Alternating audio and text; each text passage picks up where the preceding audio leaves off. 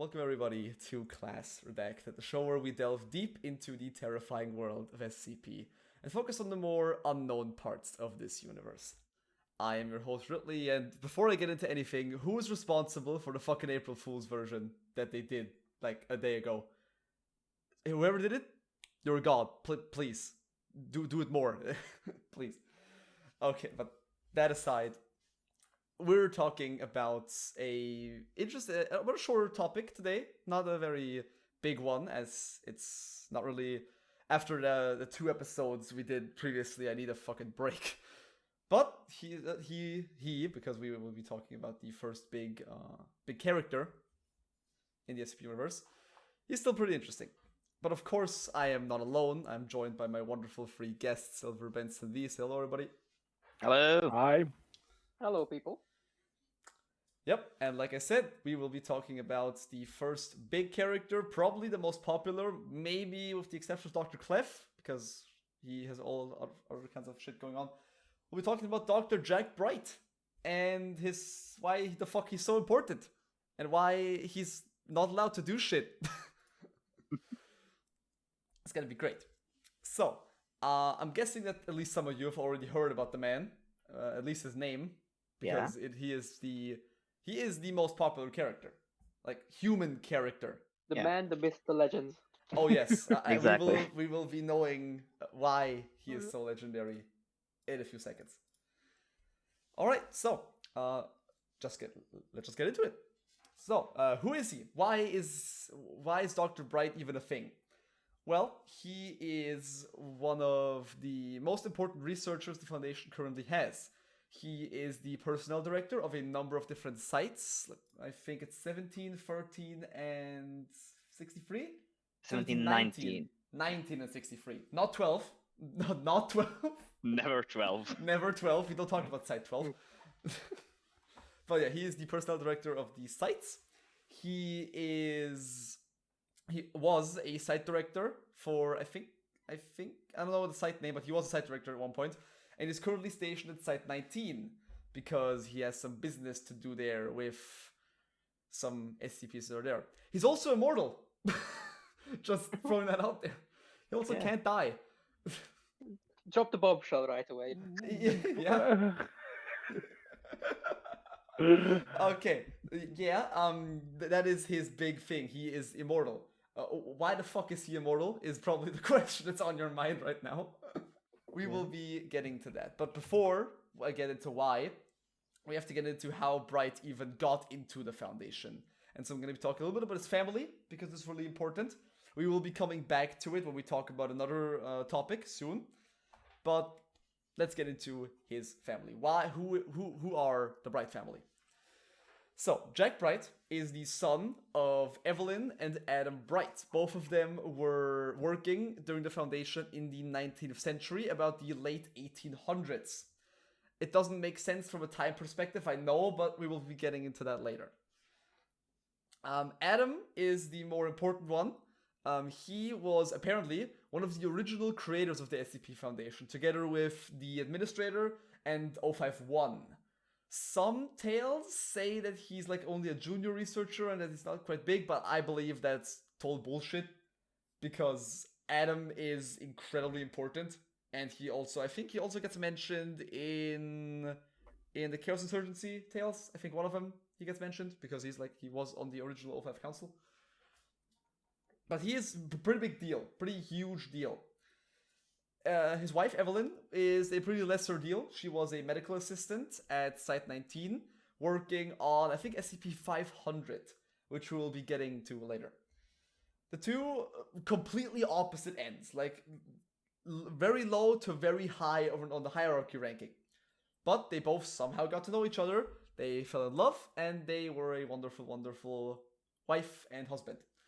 Together, they had 5 children, all of which would later become a very important person.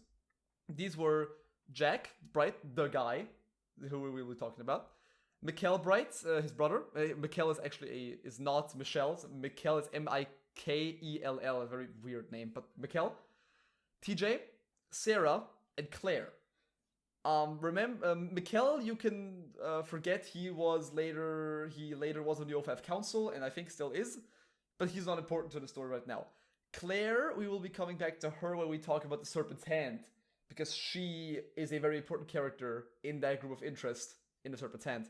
And just a quick heads up, the Serpent's Hand is kind of like similar to the GOC, like a counter foundation to the SCP Foundation. Mm-hmm. They want to let the world know about the anomalies. They don't want to hide them. They want that it's public knowledge. As far as I know. We're getting into them later. Not important right now. The three important ones are Jack, TJ, and Sarah. And Sarah in particular, we're going to be talking about a little bit about her story because it's important to know later for Jack's first couple of big steps towards like his legendary status he has now. So, after Jack, Mikkel, TJ, and Claire were all born, Sarah was the last child of Evelyn and Adam. The problem is that Sarah, out of all the four others, was stillborn. She was dead on birth. So, and Adam was he was done. He couldn't handle the loss, and He was devastated. he was not accepting the loss.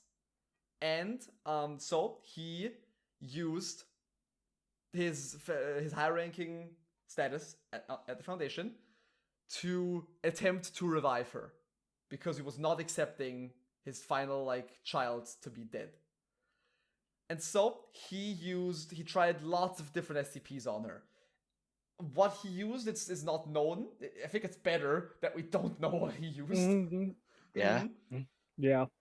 But all of his tries did not work. He was unsuccessful. And so he resorted to his final plan, using his own son. Because TJ is not a normal kid.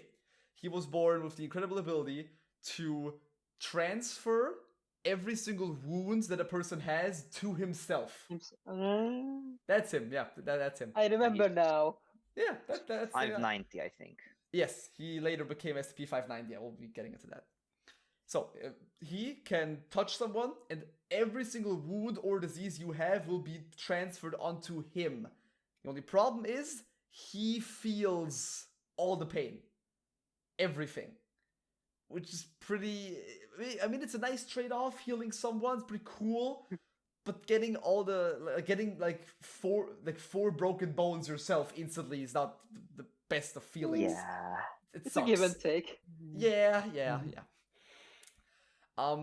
Originally, that was not a problem, because when he was young, he could do it on command. He could choose when he wanted to transfer something and when he did not want to. When puberty hit, it became an involuntary and random behavior. He could no longer control it, and he was always fearing to touch someone, because then he would get all the things that they have. But Adam, very, very, very difficult decision was made to use TJ to bring back his daughter. So he used TJ in combination with other medical SCPs. One of them was SCP 500. What is 500? 500 is basically like a bottle of pills that cures you of all diseases and injury after 2 hours. So you pop one, and then after 2 hours you're fully healed again. They're only in a very short supply. I think it's only 43 pills in total. 47 correctly, I think. 47, yes. And the Foundation is currently running very low on them, and they're very hesitant to use it Steroids on anymore. steroids. Oh yeah, totally. It works like fucking video game healing. You pop it, and you're good again. Painkillers on steroids. Yeah, exactly. Yeah. That's exactly how it works. That's 500. And so he used TJ and 500 along with something else to bring back his daughter. And it worked. Sarah was alive again. Problem, the Foundation didn't like that.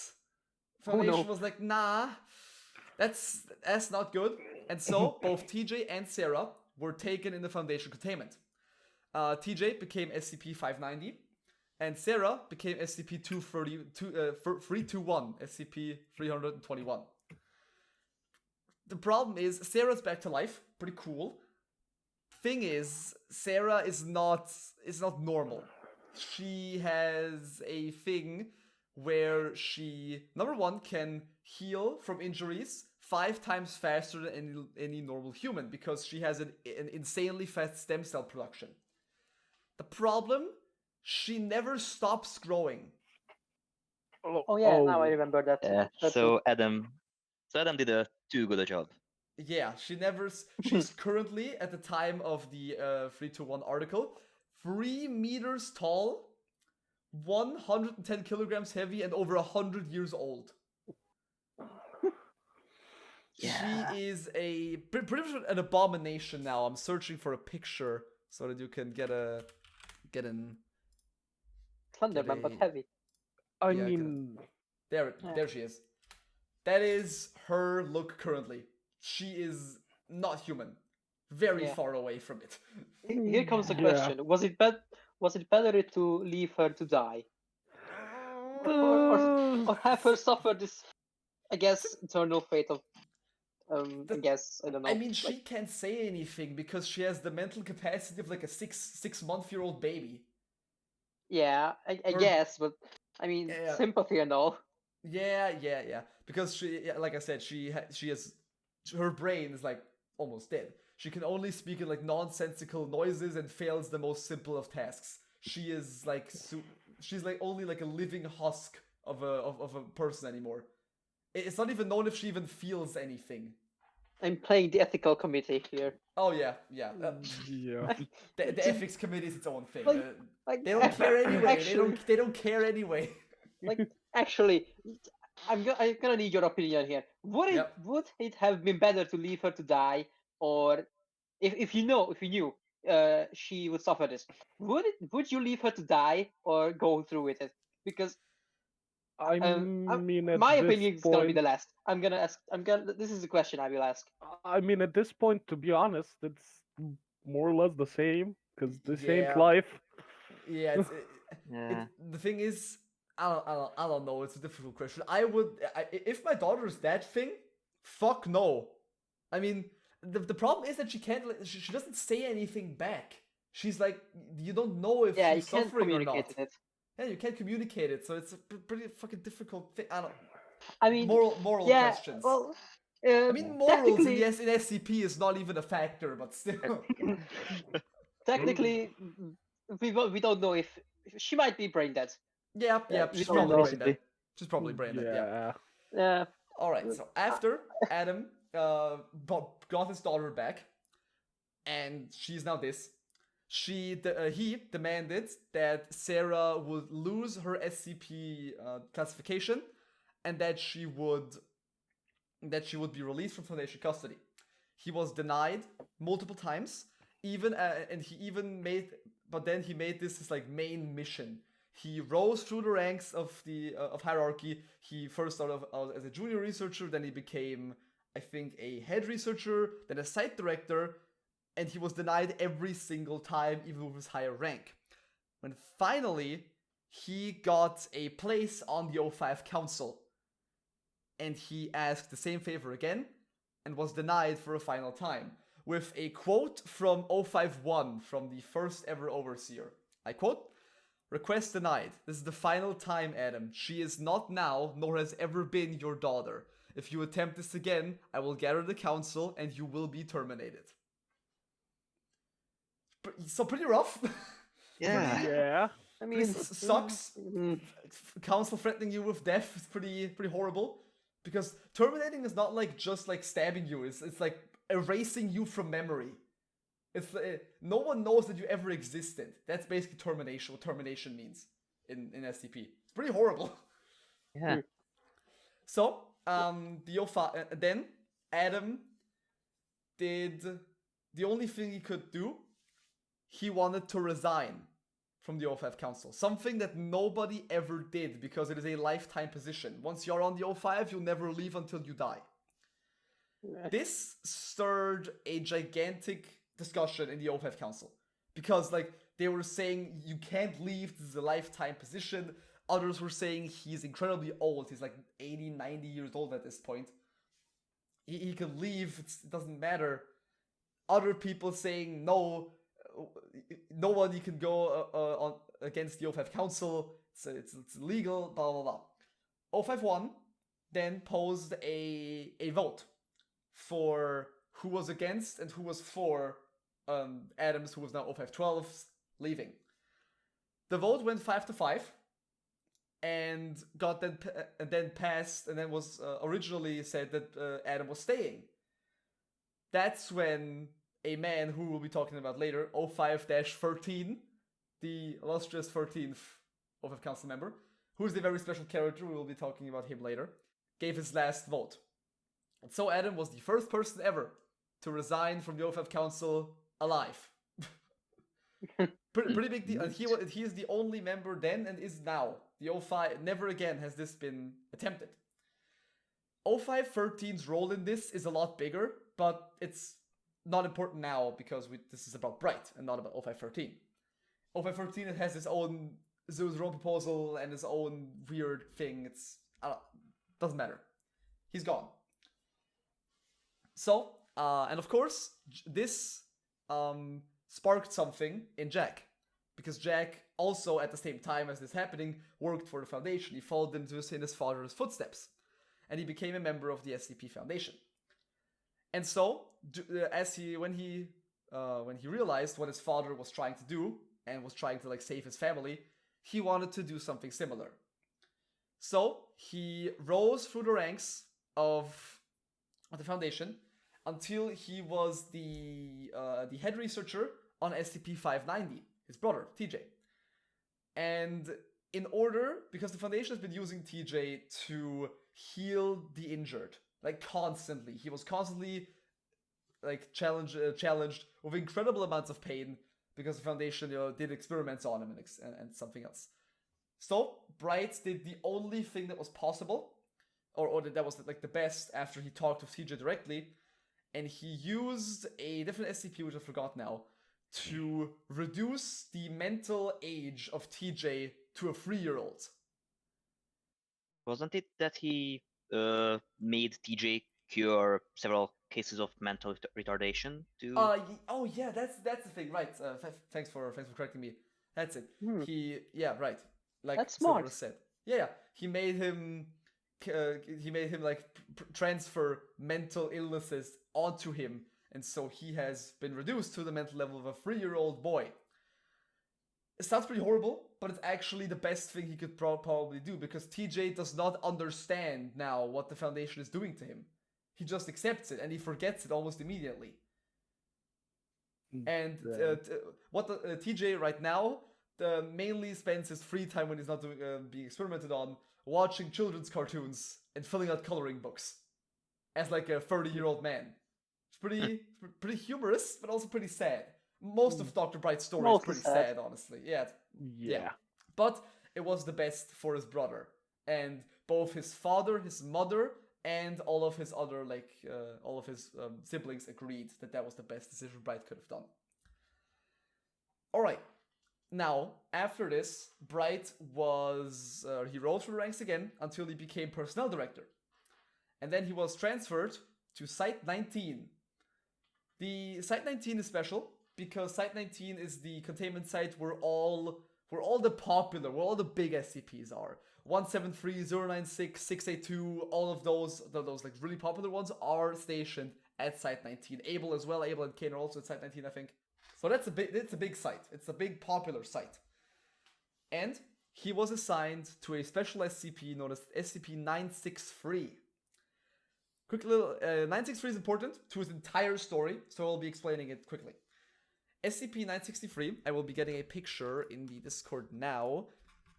963 is a beautiful piece of jewelry, a jewel amulet. This is how it looks. You might have already seen it from some pictures or fan art or whatever. That's what it looks like. It is made out of white gold, surrounded by diamonds, and it has a big ruby in the middle. It has unprecedented value in the real world. Someone calculated that. I don't know. I think someone calculated the worth, how much that thing is actually worth. It's also a joke that Bright's a millionaire because he has that thing on the entire time and he was assigned to it. It doesn't matter. The special thing is this amulet was found at a cult site, at an unnamed cult site. The person who wore it has committed suicide and was surrounded by occult pictures, scriptures, and books. Pretty ominous. So the amulet was tested by the Foundation, and they found out that it could not be damaged by any sort. They tried drilling into it, they tried shattering it, they even tried, I think, bombing it. It did not work. It was basically indestructible. So the amulet was given to Jack Bright as his primary object of research. They said, figure this shit out, we can't, you do it. Because he was like a big member of the Foundation. While he was testing, the Foundation tried to replicate the amulet, known as SCP-963-2. Everything regarding -2 has been redacted and expunged, so it's probably not good. Oh no. Yeah, every record that has even existed was removed, so it's probably not the best idea. What records? Oh yeah, They don't exist. No, so that idea got scrapped pretty quickly. So, Bright, being assigned to this wonderful little piece of jewelry, one day wanted to bring it to a different containment cell because they were restructuring Site 19 a little bit, and they wanted to bring the safe SCPs to somewhere else. So he, being the head researcher, and this being a safe class SCP, so it's not really dangerous, he carried it in his hand and was just going to a different cell. At the same time, a containment breach occurred because our wonderful little god warrior Abel was mad and broke out of his tomb and slaughtered everyone. That's the story I told in the first episode. That's the thing that I alluded to. Yeah. And he slaughtered everyone. I think half of Site 19 died. Like half of the D-class personnel, lots of researchers, etc. Dr. Bright was among them. He was murdered, completely murdered, slaughtered, cut to pieces. After the Foundation got Abel back and cleaned up the mess, a D-class personnel who was designated with basically playing viscera cleanup. Basically, that's basically what he was doing.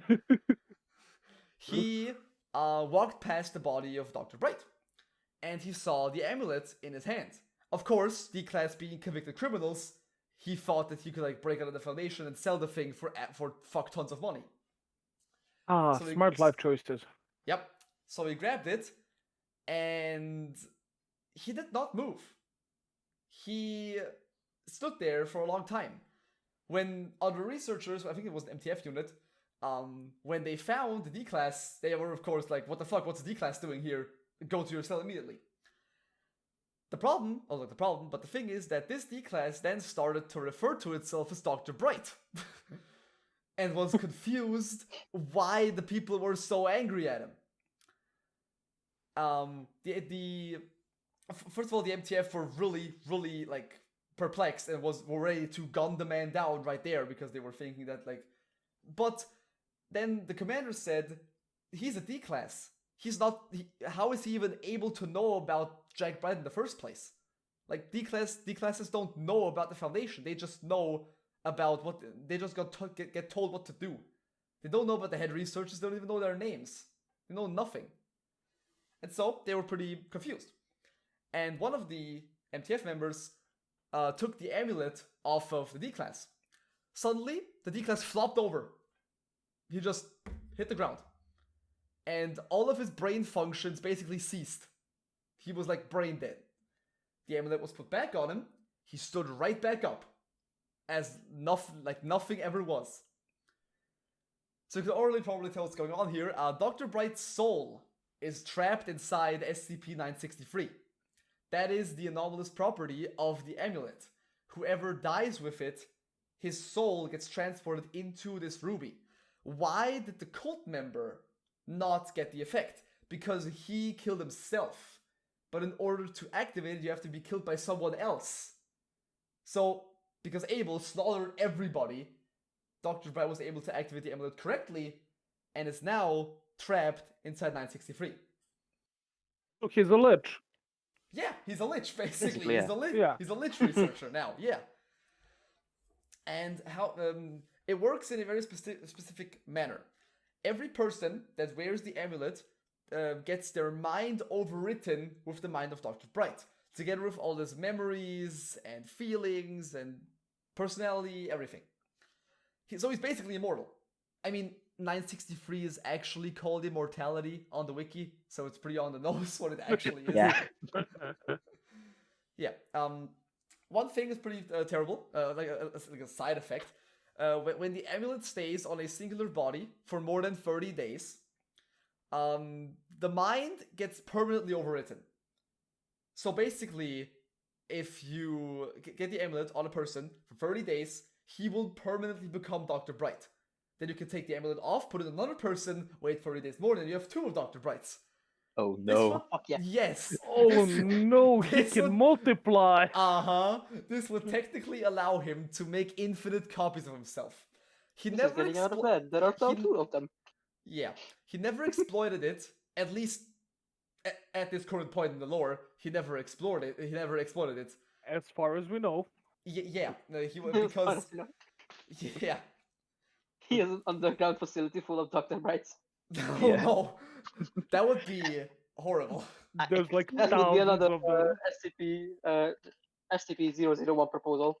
Oh yeah, definitely. Yeah. Fucking- End of Yeah. word scenario. I'm waiting. I'm honestly waiting until Bright gets his own proposal. He is, especially when we, especially is like his other fuckery that he did with 682 and whatever. We'll talk about that soon. It's gonna, if he gets the Oh. proposal, its name is gonna be a pun on bright, like Oh, a, yeah, a very bright oh. future or something. Yeah, Absolutely. Yeah. definitely. He likes being being funny. He's Yeah. really funny. He is. All right, yeah, he's pretty funny. Okay, that is. But the problem is with Bright. He, at least in the canon lore version of Bright, he's pretty fucking sad because he is the only human to ever live. He will live forever. Not even anomalies, at least some of them, don't live forever. So at the end, when the universe dies, he will still remain because 963 is indestructible. The amulet is indestructible, and he himself is bound to an indestructible object. There is actually a very, very good tale that is called, I think, At the End of Time. I think it's called that. I don't know. There's so many tales on Bright. I forgot the names. Where he has like a chat with another researcher about what will happen when everything else dies and only he remains. Quickly, can I spoiler a bit of SCP-5000, or should I not? I think I don't know if you should spoil 5000. I'm just gonna say just a little bit of the part where Jack Bright is in it. Like his reason for doing that, or should I not? I can do it. Fuck it. If I remember correctly, in SCP-5000, we follow our main character. I won't say anything about him. Main character encounters Jack Bright, and his whole goal is to go to a giant hole, and that leads to no one knows where. Maybe another dimension or something. Maybe it's just an endless hole, and just fucking yeet this amulet down. Yep. That's his whole goal. Yep. He said that because I can't talk about 5000 anymore because it would spoil everything, and I love. Oh 5000. yeah, a little bit of information would spoil a lot of things. Yeah, definitely. But Bright says in this tale that he is going to SCP-1437, which is a gigantic hole in somewhere, I don't know, coordinates redacted, in some desert. And this hole leads to a random alternate universe where you just pop out, and then he says that when he's done, like when the world is dying, he throws the amulet down and see where he ends up. That's basically what he's doing. At best, he won't wake up. Yeah. Just seeing how it will. Someone will take the amulet. Someone's bound to do it. Yeah. It's a fucking million, tens of millions of dollars expensive amulet. Someone will It's grab a it. pretty jewel. It's Yeah. shiny. Someone will grab someone will it. grab it, and when someone Yeah. grabs it, Dr. Yeah. Bright will be there. And Yeah. that's the joke that Dr. Bright is always there, because he is always there, because There. he's always someone different. Yeah. And he doesn't necessarily need to be a person. I think it works on animals as well. Yeah. There's a Animals, wonderful there's a wonderful picture on his personal site. Oh yeah, the guinea pig. where he once Fucking he dropped his amulet on his pet guinea Yeah. pig, and that was him. Yeah. God. Ah, wonderful. An It's army of adorable. dog brights. Yep. Dog. Oh no. Yeah, that is. So yeah, it works on everything. On everything that lives, on everything that has like a brain capacity, Dr. Bright can possess it, and then it's Imagine, Dr. Bright. imagine, like, That's not imagine good. like a Labrador shouting bullshit, like not even with the amulet, just shouting random bullshit that would Yeah, try just to shouting, try to just say. shouting random things.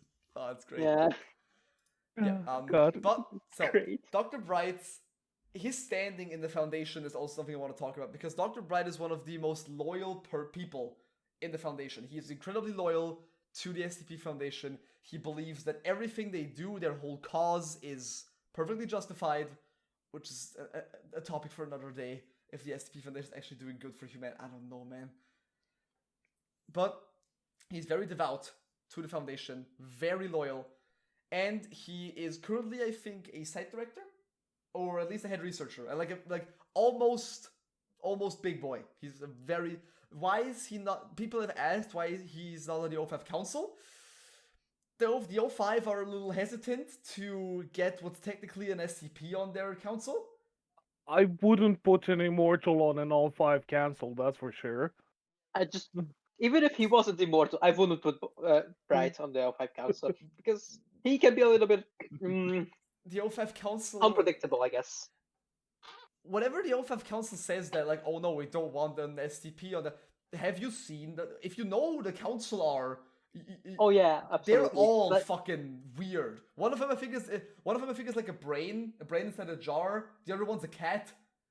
Yeah. So, another Like- lich. Yeah. Three-fourth of them can be an SCP. Yeah. One of them I Yeah. think is like a trade woman from the 1500s.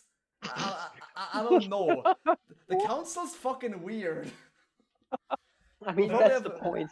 Yeah, we'll probably have like I said, I'll say this every single fucking episode. When we get to Ouroboros, we will talk about the council. I'm dreading the day that we do Ouroboros. That's not gonna be a single episode, is it? Oh, no, I have to split that one in parts. Definitely, I have to split that one in like 3 Good idea. parts.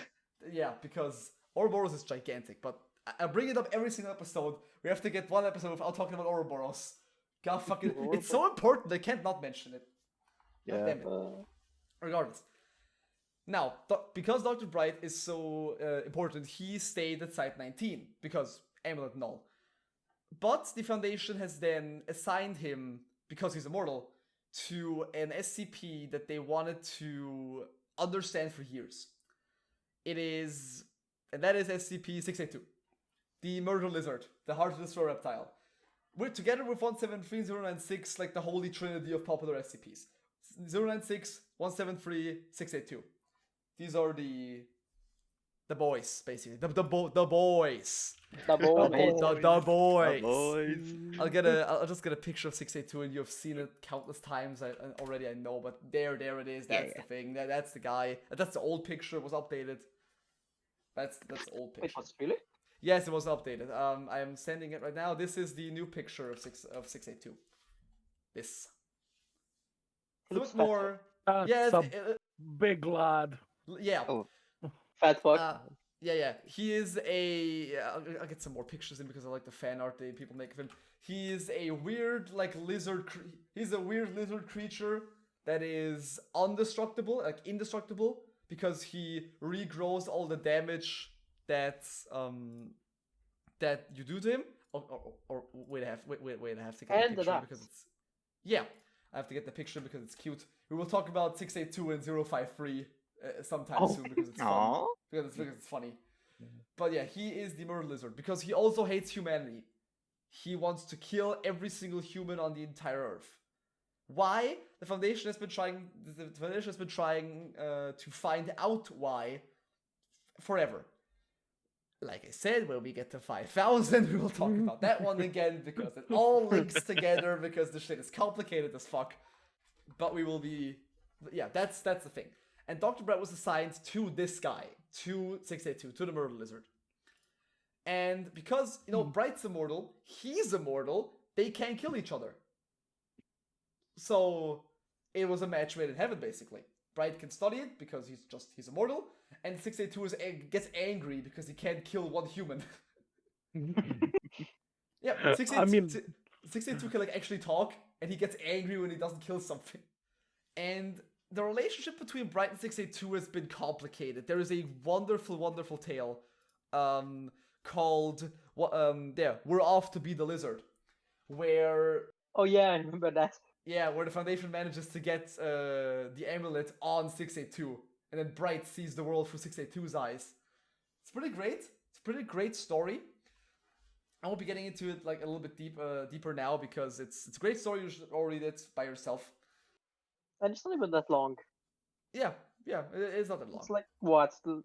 Maybe like 1.5 page. It's like yeah, it's what, yeah, it's, 20 it's minutes, not, 15 minutes. yeah, it's not Short too but long. sweet. Yeah, all the tales from the Bright side are great. That's actually look Bright side. You get it? Fuck it. He likes puns. Yeah, I love him. So, that's the canon version of Bright. Let's get into the meme version, the stupid fucking dumb version of Bright. Because Bright in like normal lore is sad. It's kind of sad. He's kind of a miserable man. In Melancholy. in the community side, he's a fucking asshole. He can die, there are no consequences. He's like a straight up fucker. He's a fucker, right? In lore, and so there is a wonderful list of the things Dr. Bright is not allowed to do, which is probably the greatest shitpost on the entire wiki. Yes. It is a list of 287 things. And many of them have subheaders. Yeah, that Dr. Bright is not allowed to do at the Foundation. So like 350 approximately. Yeah, probably, yeah, about 50 things that Dr. Bright is not allowed to do. I've picked some of the best out of the bunch, and I'm gonna be reading it now. I won't spoil it, but please tell me if the thing is there. What I think, if the thing is there of what I'm thinking. I love. If I don't mention it, you can tell it. If I don't mention it, fuck yes. Okay, so I'm gonna get the list now. Okay. Dr. Bright is not allowed to tell new researchers that you can tame 682 with a rolled up newspaper in the belly rub. Dr. Bright is not allowed to challenge Abel to unwinnable games of tic-tac-toe. It took him 3 weeks last time. That's great. Dr. Bright is not allowed to declare war on any country, person, or thing. That Dr. Bright is not allowed to go to fan conventions, especially not furry conventions. Love it. For the Emperor is not an acceptable justification for any decision. I love this so fucking much. Yeah. Dr. Bright is not allowed to upload medic kill agents to image boards. The only exception is 4chan. It will be doing the people some justice. Yeah. That was pretty good. The slight burn of 4chan. I like it. yeah, that's good. Really That's great. good. That's a fucking. Where's the one? There, yeah. Dr. Bright is not allowed to dare anyone to play peekaboo with SCP-173. What? Dr. Bright is no longer allowed to accept or to the use of the following payments: anybody's soul, a virgin's blood, reproductive organs, SCPs, firstborn children, secondborn children, anyone's grandmother, any blood relative.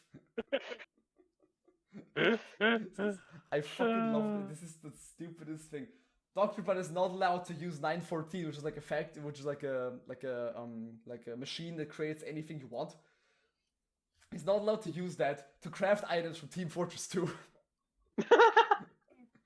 Dr. Brett is also not allowed to use 914 to craft items from Minecraft either. Also, your so-called diamond pickaxe has been confiscated. This is so fucking love good. this. This is the best shit post on the entire wiki. The following are not appropriate sources to the recruit of D-class personnel. eBay, reality show talent pools, orphanages, ex-partners, YouTube comment threads, forum trolls, angsty teenagers. The following items are not SCPs. Double rainbows, the tides, moons, hippies, rocks that skip 3 times before they go underwater, shiny Pokemon, Or any Pokemon. people who can solve Rubik's Cubes. It's the greatest thing. SCP-173 is not a babysitter. Having 173 play Where's the Baby is downright cruel, and not, as Dr. Bright claims, incredibly hilarious. This is the best thing ever. Where's the other one? There. Dr. Bright is under no circumstances allowed to attempt to possess 682. That's kind of a sequel to the tale. If you get it, if you read the tale, it's funnier. The fact that 682 regenerates all lost tissue does not make it an infinite hamburger machine. You mean technically? Most especially because they tasted horrible. Oh, okay, yeah. Dr. Bright is not, nor has ever been, the undisputed SCP Intercontinental Champion. I don't know why he calls himself that, but he did at one point. Dr. Bright is not allowed to commit seppuku. Especially if he has an audience. Dr. Bright is not allowed to convince anyone to have a friendly staring contest with SCP-096. SCP-173 does not just want a hug, and Dr. Bright may not attempt to convince anyone otherwise. And the last one that I found, Dr. Bright is not allowed to transfer his consciousness into a YouTuber in order to make serious videos about himself or his family, especially if it's all true. Vince, have I missed something? Yes. What are you- Chainsaws are not the solution to every question. Nor is more chainsaws or chainsaw cannons, except for that one time. Yeah, yes, it was awesome. And there was another one that which I can't find is Dr. Bright is not allowed to give out sexual fanfictions of the SCP Foundation or something like that. I can't remember. Those two were my favorite.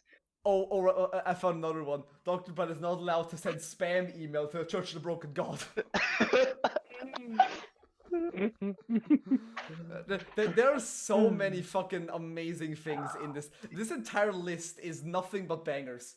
And we should put it in the description. I'll post a link in the Discord and the description for everyone to read it because it is amazing. It is this banger after banger. It's God, I love it's amazing. number 66. The Foundation motto is secure, contain, protect. Not any of the following. Stab, carry on, powerful. Powerfully. Let's use it on 682. Throw the cheese. It's your own team. Don't worry, the 05 will never freaking figure it out. Throw a Somebody's D-class getting until it's But some days it should be. That's okay. I'll end it with this one. Cthulhu and Rylef are not valid reasons to send Pandora's box to the Pacific Ocean to capture them. Furthermore, these are not even SCPs, and I will find the person who decided to enter a database file for them personally. Oh. It's great. It's great. This is the best shit post on the Foundation. There are lots more of them. Cthulhu fuck off, SCP-2662 I think it is one of the better ones. We will talk about him someday because he is fucking hilarious. It's great. Ben's already mentioned him in the first episode. I mean, we could do shitpost SCPs like we'll next episode or we'll something. definitely be doing it. If we're doing like smaller episodes after the two big one. I already have a big one planned, but we can do like a short bonus episode with like stupid shit posts. I'll also get the joke SCPs in there because they're also hilarious. So yeah, that's Dr. Bright in a nutshell, like a sort of a nutshell. He's pretty funny if you think that the memes he has are canon, which some people think, because SCP canon can be whatever you want it to be. That's the whole charm of it. You can like make your own headcanon out of it. But I'm like, he's either way. If you're like serious about him, he's a pretty interesting character with lots of connections to other SCPs. A really interesting guy, especially his family. All the tales, especially Code Brown, is one of my favorite tales, where like the Bright family gets together, and talks about their life. It's a pretty wholesome one, pretty long tale, but all read it. Read Code Brown. It's a great tale. So you can be pretty sad and pretty serious, or pretty fucking funny, depending on which side of the canon you're on. It's a 50-50. It's a 50-50, like it always is. It's always a 50-50 with Bright. Especially with Dr. Bright.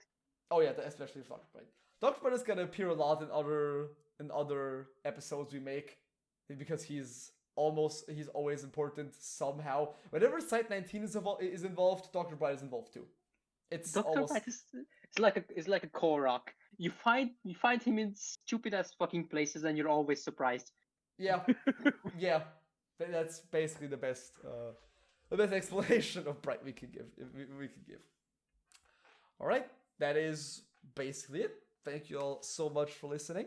I hope you enjoyed us shitposting on Bright a little bit, which is always fun. I was very excited after that Church of Broken God episode, which was like the horrible death slaughter. It was fun to do a little bit more lighthearted one. Yeah, it was nice. Not sure what we're doing next. Maybe we do that shitposting episode, because April Fool's was like 2 days ago, whatever, when we were recording this. I'll figure something out. So it's probably gonna be those, or we're gonna be doing a bonus episode where we shitpost all day. It's gonna be fun. All right. Thank you all so much for listening again, and see you next time. Bye. Goodbye. Bye.